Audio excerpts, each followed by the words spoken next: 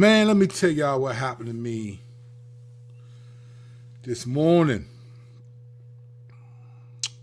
I got this morning. I know that can mean a lot of things depending on who you are. Let me tell you what it means to me. I got this morning. I got this morning. But first things first, welcome to CNN. I'm Kirk Kennedy. I'm Aunt Jemima. Let's go in. All right. All right. On this channel, we take no part in the unfruitful works of darkness, but instead expose them. All right. If you are of the Christian tradition, such as I am, if you are a believer, a Christian, a fear of the Lordian, anything that has to do with genuinely believing in the real Jesus, then you know that tomorrow is not promised to any of us, but the day of the Lord is. That day is. So we want to remember the future right there, right there, right there, right there, right there. All right. Don't forget to go to KirkKennedy.com. Right there, right there, right there. Get fit for eternity, right? All right, let me tell y'all about this. Let's have this conversation. First of all, let me ask you this question. When was the last time you got? Like, I mean, got. Now, got can mean a couple different things, depending on who you are. Normally, got means you got hustled, you got humbled, you got, sometimes taken advantage of. It could be a negative thing, right? Doesn't always have to be, but it can be. When was the last time you got? I got this morning. Heavy. Let me tell you what happened. So this started last night. All right, so last night around maybe 11 p.m., I was getting tired. So I was like, you know what, man, I might go pray and spend some time with the Lord and go to sleep, right? So I was on YouTube and I started watching this YouTube channel. There's a couple YouTube channels from a Christian side I bang with. I bang with Nick Jones. I like his stuff. I bang with Jerusalem. And I bang with Sling and Stone. Even though I don't know if I line up theologically with them, I think they more dispensational. I don't know what they are, but I kind of like some of their videos. The dude be doing I like some of his videos, right? So he was doing a video called The 5 Prophecies That Are Happening Right Now That People Don't Know About. It was something like that, right? And so as I'm watching this video, it's about a 10-minute video. I'm watching the video and I'm vibing with it. It's basically, I like when people take the scriptures and try to, connect the dots to the scriptures, right? That's better than just winging it. So I'm watching this last night. I'm watching this video. And as he was talking, I realized, okay, he's talking a lot about what Matthew 24 says. So I go to Matthew. I thought, all right, after I watched the video, I thought, okay, I can see that. I can see that. I go to Matthew 24 on my own and I start reading it. And I'm in a season where I'm back on memorizing scripture, right? So I'm reading Matthew 24. I'm watching this joint, right? I'm reading the scriptures and saying, welcome Reform Berean. So I'm watching the scriptures, reading, and then I come across this verse. This is Matthew 24, these two verses. I come across these two. I'm not unfamiliar with them, but something happened last night that made me, that I got. So I come across these two verses. And because lawlessness will be increased, the love of many will grow cold, but the one who endures to the end will be saved, all right? So I'm looking at this like, wow, that's a crazy verse. And for whatever reason, as I was reading Matthew 24, I kept coming back to these two verses. Now, I don't know how you hear from the Lord or how you feel the Lord. I don't really trust like the, hello, Curtis, and I don't listen, but I get impressions, I get hunches, stuff just like, man, stuff becomes like, why is this seeming like something I should pay attention to? So I go back to read the verse, and I'm reading it, and because the lawlessness will be increased, the love of many will grow cold, but the one who endures to the end will be saved. Now, initially, here's what happened. I started to be like, wow, this is a crazy verse.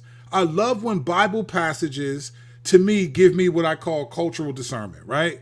So I'm processing this from the cultural, like discerning what's happening in the culture, right? And so I started thinking about this. Okay, so like I'm thinking like this, since the lawlessness will be increased, the love of many will grow cold. And so now I'm thinking like, wait a minute, this explains why a lot of people, like the world has just gotten more evil and dark and angry and bitter, right? We've seen even in the church, man, people are at odds in the political realm. Remember when it used to be like the Republicans and Democrats can coexist? Now it's like they got to destroy each other. Like there's been this increase in knowledge and whatever of hatred towards people who disagree with you even, right? And so I started watching this and I'm thinking like, wow. So if the lawlessness is increasing, this is why the love of many is growing cold. So I started realizing like, wait a minute, technology, because of the technology, we have phones, we have we have all this stuff, right? Technology has made us more aware of lawlessness in society. I remember when the Mike Brown situation happened, I remember streaming live on my phone, someone recording what was happening in Missouri, in Ferguson. I was watching people marching and riots and tear gas. I was watching this stuff, right? And I started to realize that like technology has made us more aware of lawlessness in society. Like we can log in and pretty much go many places in the world from our own seats just by our technology, right? So then I'm thinking, I'm going back to the verse. Okay, so because lawlessness will be increased, the love of many will grow cold. So I'm starting to think about stuff like cancel culture, outrage, selective outrage society. People aren't outraged equally. You'll be outraged at this, but not at this. It can even be worse than this, right? But I started to think about how this verse was speaking to cancel culture, selective outrage society, people wanting people to just be done, people digging up old stuff you said on Twitter 10, 15 years ago and wanting your life crushed. And I was like, man, where is all this coming from, right? And then when I'm thinking about all of this, like, wow, this is really explaining to me what's happening in society, that lawlessness has been increased. We see it more, and now the love of many will grow cold. So the more evil we see, the more we start to hate people who do this evil, right? So I'm looking at this like, wow, I'm starting to really understand how this is applying in modern day society with culture. And these are things that I've never seen, but I've never put it in the category Jesus said it, that lawlessness is increasing, so the love of many will grow cold. So then I start looking at, okay, but the one who endures to the end will be saved. Now, I always took that verse to be just believe until you leave. That's my thing. Believe until you leave. And that is endurance. But in this particular context, the endure was enduring by continuing to love while other people's love is growing cold. So the more evil that we see, Jesus is saying the more evil that we're aware of, lawlessness increases, the love of many will grow cold. So I was looking at this from a cultural discernment perspective and realizing, wow, technology has made it easy for us to really know what other people are doing and then to hate them for those things. And so I started thinking about cancel culture. So I was vibing like, wow, this is a real cultural discerning thing. And then this is where I got God. I got God. And by God, I mean the Lord turned the tables, right? The passage went from understanding the culture to understanding me. It was almost like the Lord let me walk into it, see how it's affecting the culture, how people are just more hateful today. Think about this today. I watch YouTube videos of a large variety. And you'll see people just make fun of, laugh, mock at people who were going through serious, like there's just not a lot of mercy, not a lot of gentleness, not a lot of grace, even among Christians, man. If you vote differently than some people, they'll hate you. If you have a different perspective, I'm just like, wow, where's this coming from? So I'm looking at this and all of a sudden, as I'm appreciating what it's teaching me about the culture, it was almost like the Lord switched the verse and all of a sudden aimed it directly at me. And I was like, hold on, man, what's going on here? And I realized that what the Lord started revealing to me was the lawlessness has increased in the culture for sure, right? This is definitely a different world than it was 40 years ago, 30 years ago. If you're old enough to remember 30 years ago, I am. But what he was saying was that it's also an individual law. My understanding of lawlessness in people, when I see it increase, the Lord was showing me that my love has grown cold towards people. And at first I was thinking like, nah, not really though, because I'm not really, I couldn't think of anyone that I'm like unforgiving, right? You know, unforgiveness is a sin that will send you to hell, basically. Matthew 6:13-14, Jesus made it clear. If you do not forgive others their trespasses, neither will your heavenly Father forgive you yours. So let me be clear in case you didn't know. This is what Jesus said. There's no such thing as an unforgiving Christian in heaven. There's no such thing.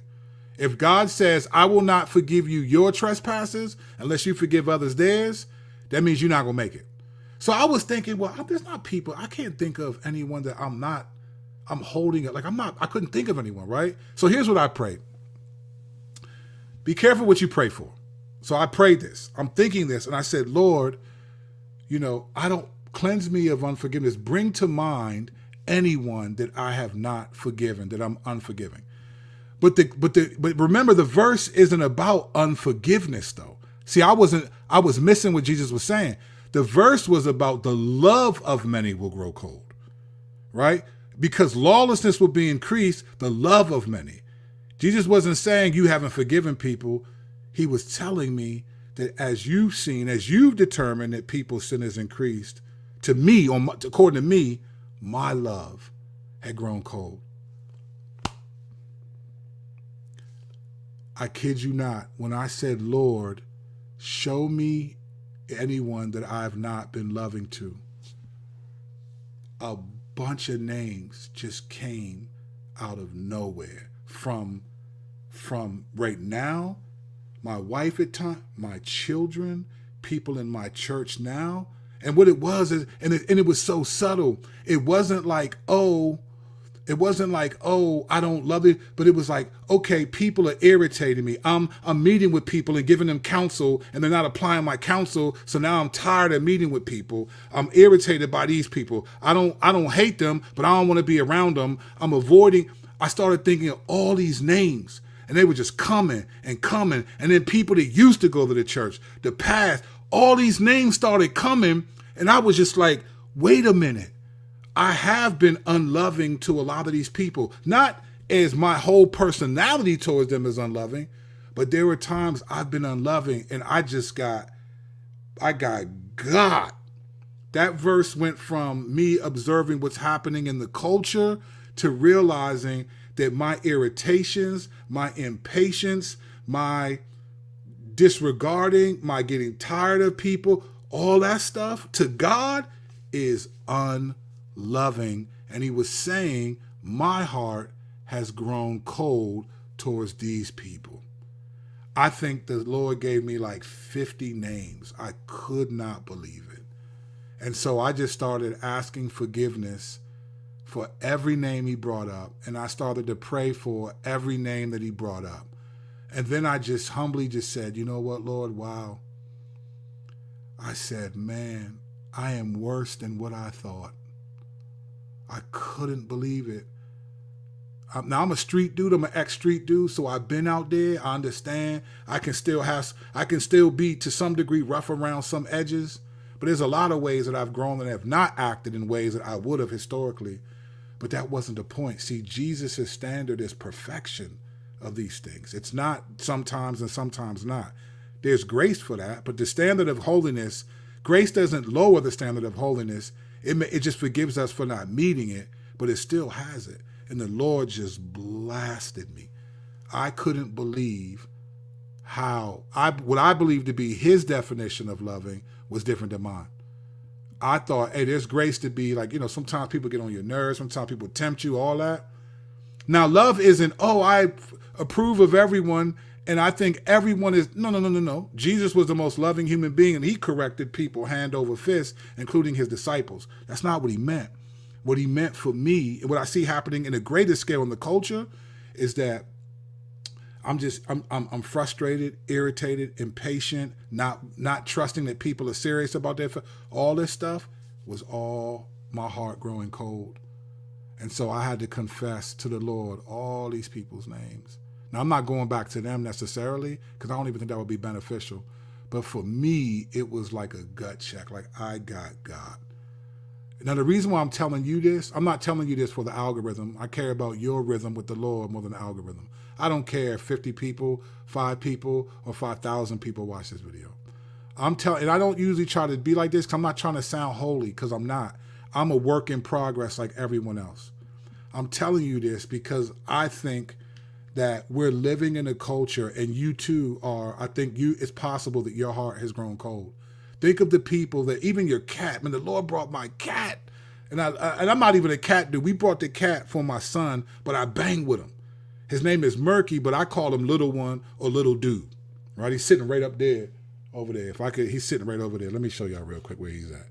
He's right over there just chilling. Look at this dude. Just up there on my bookshelf, just chilling, right? There are times, even with him, I'm like, stop it, no, like angry, impatient at him. And all of that was like, wow, Lord, I couldn't believe it. The reason why I'm bringing this up is because we live in a culture of what's the greatest evil. It's like lawlessness versus lawlessness. So whatever you define as evil, the question for you is, do you hate the people who do that? No. Are you unloving? Hate's too strong of a word. No, are you irritated, impatient, judgmental, or even worse, bitter or resentful? Like, we're all struggle with this thing. And so then as I was wrestling with, like, wow, Lord, I'm worse than what I thought, I was like, man, I cannot stand. I just was like, Lord, there's no way I can stand before you on any merit that I have. Like, it is 100% Jesus, because my unrighteousness outdoes all of the righteousness that I've ever done. So then I started thinking about, well, man, how do I need to grow in loving, right? And I went to 1 Corinthians 13, and the Lord showed me something. And I used to do this a lot back in the day. I used to ask this question all the time. All right, Lord, what's the action of love that is required of me? Because I don't believe that love is an emotion, like most modern day Americans do. I love you. It's an emotion. No. Even romantic love is very selfish. Let me tell you why. I'll prove it with just one way. Romantic love is very selfish. The Lord is calling us to something greater than romantic love. Here's how you know romantic love is selfish. Even parental love. If you say to your significant other, I love you, right? And they don't say, I love you too, what happens to you? What do? High blood pressure, he's salty. High blood pressure, she's salty. High blood pressure. You get angry, right? You get offended. Why are you mad? If you just want to tell them you love them, that's it. You know why? Because romantic love, or even parental love, it wants reciprocation. If I tell you I love you, then I want you to tell me I love you too. If I do something to show love, I want you to do something to show. This is why the love languages, why I think it's a great idea. Here's why I think it falls short personally. This is why I'm writing the 5 hurt languages. Because the love languages essentially are do what your spouse loves or your significant other loves in hopes that they'll do it back to you. You know what that's called biblically? Selfish ambition. It's selfish. I'm doing something. I'm saying I love you because I want you to say you love me too, right? God says, no, say I love you or do this thing because you love me, because I love you, not because you want. That's a different conversation. I just had to get on that real quick. I realized that 1 Corinthians 13 describes love largely by what it's not, right? So it bookends these two ideas. So here's what I started. I was like, you know what, Lord? I got to go back. I need to go back and look at 1 Corinthians 13 and get back on track and see. And that's when it was like, wow, this is what I forget about, right? So I go to 1 Corinthians 13 and I see love is patient and kind. And we always read these at weddings. This is not a wedding passage, just so you know. This is a believing passage. This is not a wedding passage. We use it at weddings, sweet. But that's not what God intended for this to be. He intended this to be that day-to-day life for all believers. We use this love in a romantic way from what we're going to be. But honestly, our love romantically is selfish ambition. I want things from you when I show love for you. And I think we got to get to a point where it's like, I'm showing love for you because he showed love for me. So if you don't show love back to me, I'm not going to be offended. Because when I'm offended, it reveals I'm selfishly ambitious, right? So it's good, but it's not as deep as we think. It's not as real it's not as pure as we think, right? But that's a different conversation. So here's 1 Corinthians 13. It says, love is patient and kind. This is ESV translation, right? Starts off with what love is. And then it spends 2 verses talking about what love is not. It says, love is patient and kind. Okay. Then it goes into love does not envy or boast. It is not arrogant or rude. It does not insist on its own way. It is not irritable or resentful. If you're watching live or later, if you've ever not been patient or kind, if you've ever envied or boasted, if you've been rude or arrogant, insisted on your own way, irritable or resentful, you haven't been loving, and God's going to hold you accountable for that. God doesn't have a, hey, I understand it. He does, but he also has, I understand is not ever higher than his standard. So stand is into both words. God understands, but his standard is never lower than he understands. No. That's not how it works. If you've ever been any of these things to any person ever, you're guilty before God. I was like, oh my gosh, Lord, I'm tripping. I'm thinking, I mean, don't get me wrong. It's not that and it wasn't morbid. Like, let me tell you something. When the Lord brings you through this, a lot of Christians are scared to go through this. When the Lord brings you through it, you feel the weight. I was in tears. I was crying. I was weeping because I was aware of how far I've fallen from his standard. But I wasn't weeping in like a morbid introspection. It was a sense of like, hey, I'm just not honoring the Lord as much as I should, and I have a higher view of myself than I need to have. It was just like I just got. It was almost like honestly, bro, I didn't feel like the Lord was angry at me like oh no, it wasn't like your parent who yells at you, go to your room. It was more like a loving, like, look at what you're doing. You're not modeling, you're not demonstrating me. So I was weeping. And I'm not saying this to boast because it's not boastful. I was weeping, but I was also like, wow, Lord, thank you for this. And then I kept going. It does not, look at all these are don'ts. It starts off, love is patient and kind. Then there's a bunch of what it's not. Love does not rejoice at wrongdoing. Look at how many times we see people do this on, some of your favorite YouTubers do this. They rejoice at wrongdoing. You ever seen a video, Candace Owens destroys such and such, or such and such mocks the trend. All this stuff is all not pleasing to the Lord. And we're drawn to it. We want to click on that, right? Oh, they're destroying somebody. We want that. We rejoice at wrongdoing. Then it goes back to what love does.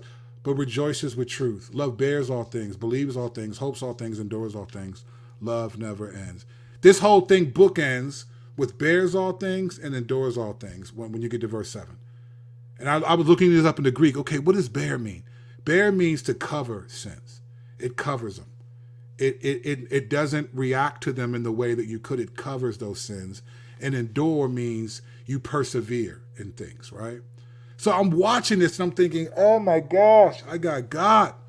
I thought, I honestly was looking at this Matthew 24 passage. I was looking at this from cultural discernment. Oh, lawlessness is increasing, and so the love of many will grow cold. And the point here is the one who endures in loving despite the lawlessness increasing will be saved. The one who endures to the end. It's not just, well, I profess to believe in Jesus. It's I am living in light of that profession, right? I'm trying to be loving. And yes, the Lord understands, but it's always underneath his standard. I was rocked. I got God. I got God. The endures to the end will be saved is continuing to love even though we see more lawlessness. And we're going to see it. Our culture is more satanic than ever. We're going to see that. And I was like, Lord, why do people, when they see more lawlessness, why does their heart grow cold? Like, why does that matter? And it's really based on the way that we're created. God created us in his image. And so most people have a desire to do good. If you don't, there's usually some demonic presence significantly or some brain activity. But most people, even all religions, right? Satan, you notice that Satan, if Christianity is the only true religion, right? Which I believe it is, then all religions are not true. They're from the devil, right? But apart from Christianity. And why do all religions have morality in them though? Why is it like, be a good person, do this, be gentle, kind? Why would Satan want that? You would think he would want the world to blow itself up. Why does Satan let all religions have morality in them? It's because Satan he has to work within the confines of which God created humanity. He created us in his image, so we have attributes that come from him. So even though we reject him, you got people who will never believe in Jesus, but they will go to Africa and build wells and work as doctors and nurses to heal people, help them because they want to be good people. Why do they want to be good people? Because they're made in God's image. So Satan has to work within the confines of that. He's limited. So in order to deceive people, he can't just create a religion of mass destruction because people aren't made that way. We're made in the image of God. So he creates religions that mimic what Christianity is. It's just without the Messiah, right? So it's like you can have the kingdom without the king. This is what he does. This is what he does. This is what like phrases like love is love. What does that mean? Yeah, and then you try to say, well, that's what the Bible talks about love. Yeah, but we're using the same word, but we ain't talking about the same definition. This is what's happening in the culture. So the enduring to the end of Matthew 24 is that we would continue to be loving even though we're going to see more lawlessness. We're going to see people be more lawless. And that's the reality. So I got this morning. I was like, wow. I just was, and I think many of us, let me tell you what many of us do. Many of us don't like teachings like this. This won't go viral. You know why? Because many Christians, here's the issue right here, and we just be dancing around that joint. Here's the issue right here, and we just be dancing around it, all around it. It's electric. We be dancing around the issue rather than confront the issue. On this channel, I'm going to confront the issue because I'm being confronted by the issues of myself. I'm not coming down the mountain with 2 stone tablets telling you what you better do. I'm telling you what the Lord told me I wasn't doing. So I'm going after it. I got to go after. I can't. Like this morning was crazy. I couldn't believe it. I woke up thinking like, oh man, the Lord got me, but it was good. It wasn't like, oh my gosh, I'm good. It was good. So having said that, if you're a believer, this may not matter to you. You can dismiss it. I don't really care. You can create your own channel. You can disagree with me in the comments. If you do long comment section, I ain't responding to that thing. I got a life. You can disagree with me want, but for me, I was like, wow, Lord, my love has grown cold. Yes, in the culture we see it. Because lawlessness will be increased, the love of many will grow cold. That we see that all over the place. People are just more hateful than ever, right?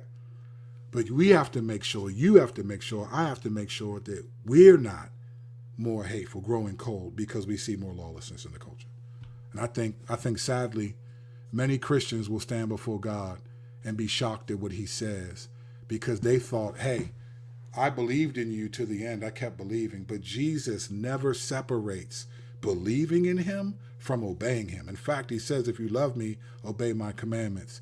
So if you walk around unloving towards people all the time, irritated, offended, holding grudges, dismissive, self-righteous, judgmental, all that stuff, I don't care what Christian YouTuber you respond to. I don't care what you remember. I don't care who you think is solid. I don't care how tight your theology is. You will stand before God and be like, I don't know you. I don't know you. You know, in Matthew 7, when they said, Lord, Lord, didn't we do all these mighty miracles in your name? You know, Jesus didn't say, depart from me because you never professed to believe in me. You know, he never said that, right? What he said was, depart from me, you workers of iniquity or lawlessness. In other words, I don't know you because you didn't obey me in the way that you lived. He doesn't say, everyone thinks, oh, I used to teach this. Oh, that's just talking about people who profess to believe and people who don't. Yeah, sure. But the Bible does not separate categories like we do. It doesn't separate believing in Jesus and then living for him as 2 different things. Jesus says, if you love me, obey my commandments. They're one and the same. So if you struggle with love, ask the Lord for forgiveness. Ask him to give you whatever name comes up. And don't be embarrassed. Don't be ashamed. Just pray. Be broken, right? The Bible doesn't call Christians to be ashamed of their sin, but it calls us to be affected by it. I'm not ashamed, but I was disappointed. I was like, wow, Lord, you showing me something now. And so I just feel like I care about you all enough to show it to you for whatever it's worth. So if it gets likes and follows, sweet. If it doesn't, when I stand before the Lord, I will at least be like, I put it out there, and whoever watched it had an option to look at it. All right? Lastly, actually, let me check some of these comments. The comment section is over here. Let me get to this. Let me get to what's popping over here. Oh, yes, we going in. We're going in, Made Mentors. We're going in. We're going in. Amen, Pastor Kurt. Appreciate you said this. Like the times now the verse speaks to, but I now appreciate, yeah, this ain't about me. Hey, it's about all of us, man. Well said, brother. Yeah. Like not pointing a finger at other people, but the word, yeah, amen, brother. Amen. Bro, this is helping me with some, hey, amen, brother. May I do that. Rich is an OG, always comment. Appreciate you, fam. The devil spoke my name in a movie. Cool. May the Lord speak your name in eternity, fam. Thank you for this blessing, big bro. Appreciate it, bro. On time and on target. Man, appreciate you, famo. Appreciate y'all. All right, with that said, let me close with this. I'm going to start closing with like a little, just a little, just a statement, whether it's a popular phrase or something. But let me say this, and this actually pertains to what we're talking about. So here's this. There is a problem when sin doesn't offend us, but correction does. There's a problem if sin doesn't offend us, but correction for sin does, right? Don't let that be your problem. All right? Love you guys. Appreciate you. I got to get back to work. Take this, spread it, use it if you want to. If you don't, like and subscribe to the channel. Throw a brother a super chat, whatever y'all want to do. Go to KirkKennedy.com. Get you some fit right there, right there, right there. Go back and watch this again and again. I'm telling you, if you will humble yourself and ask the Lord, you will get got, right? In a good way. I'm not over here like, but I was broken. I was broken. I thought I was more mature than that. Not as mature as I thought, but I'm on my way. See y'all when I see you.